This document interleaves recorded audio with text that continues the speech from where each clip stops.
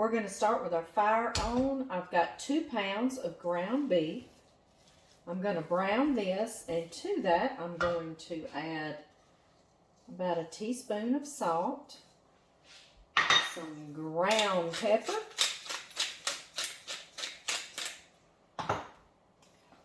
I use pre-minced garlic. This is fast, quick when I need it, about 1 tablespoon. And 1 chopped onion. Mine's just a yellow Spanish onion. Alright, this is cooked. Now we add 2 bay leaves. 1, 2. We're going to add about a teaspoon of garlic powder. About 1 tablespoon of dried parsley. If you have fresh, that's even better. We're going to add 2 teaspoons of oregano leaves, dried oregano. My measurements are always generous.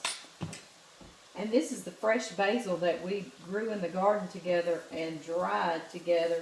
And now I'm going to use about 2 teaspoons just to crush right there in.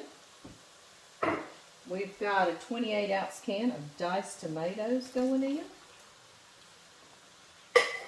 A 28-ounce can of crushed tomatoes. And I'm going to say that that's a lot of goodie. I've got a big thing of beef broth. You only need about 16 ounces or however juicy you want this to be. I always buy a big one so I can add to it if I need to. Going in.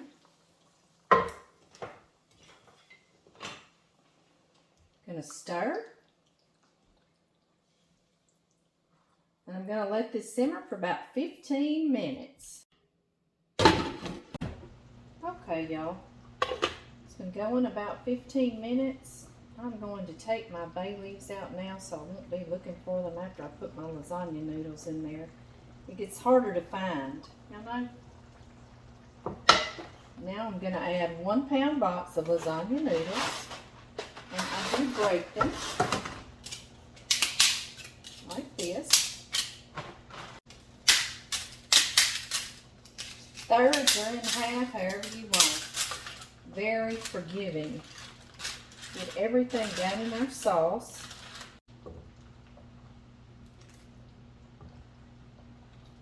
At this point, I'm going to turn it down on low and let my noodles get tender, and then it's going to be ready. And if I start running out of liquid, that's why I keep my beef broth out, and I'll just add a little more. I'm going to cover it and turn it on low. And about 10 minutes later, our lasagna noodles are tender, and we have lasagna soup. You can put this in your crock pot and just add your noodles the last 30 minutes and be gone all day. Smell like someone else has been cooking. And you can just sprinkle cheese over the top in your crock pot, in this pot, or on single servings. But you know me, we're going to do something a little different. I love to load it in individual servings for John and me. That's what I'm going to do.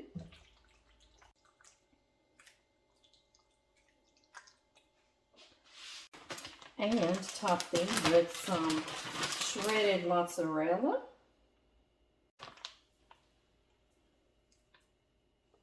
And some slices of provolone. This is so good. See, I kind of go over the top with this, don't I? But it's so good, and it's so comforting on a cool night. And last but not least, we have a block of Parmesan. You certainly could use that you buy in the store already grated.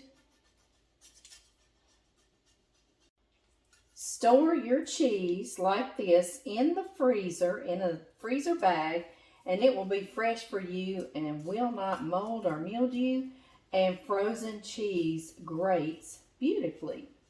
Okay, I'm going to place them into an oven on broil until they're bubbly and as toasty as you like them. Let's give them a check.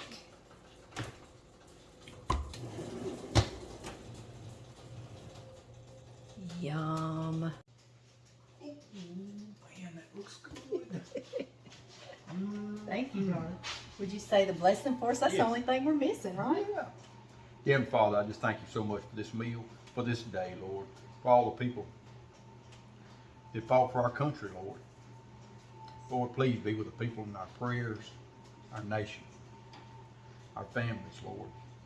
In Jesus Christ's name I pray. Amen. Amen. All right, I've got us some toasty bread going, and we're gonna have some supper. Ooh, it's Y'all gonna make be good. this It's real gonna be quick. good. Is it gonna be good? It's gonna be good.